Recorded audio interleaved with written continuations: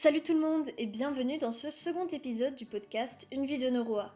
Aujourd'hui, on va parler d'un autre aspect très connu du TDAH, l'hyperactivité.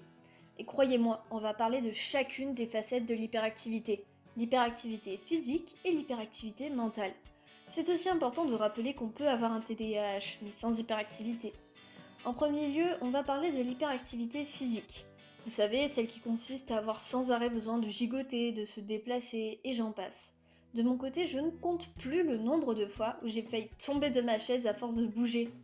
Aussi, j'aimerais bien savoir si, comme moi, il y a des gens qui explosent les compteurs de pas lorsqu'ils travaillent ou tout simplement lorsqu'ils révisent. L'hyperactivité physique peut être assez handicapante au quotidien, surtout en société.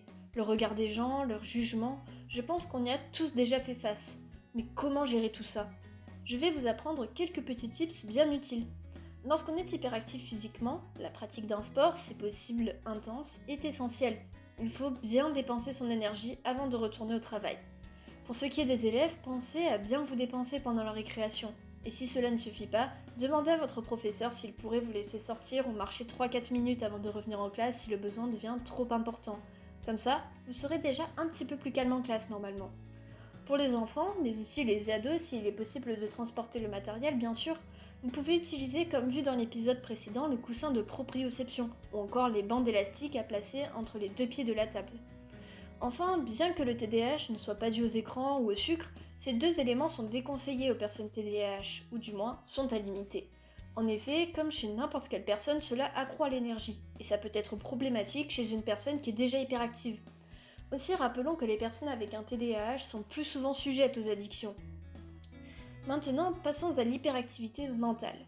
Ce type d'hyperactivité est peu connu car bien moins visible de l'extérieur, parfois même invisible.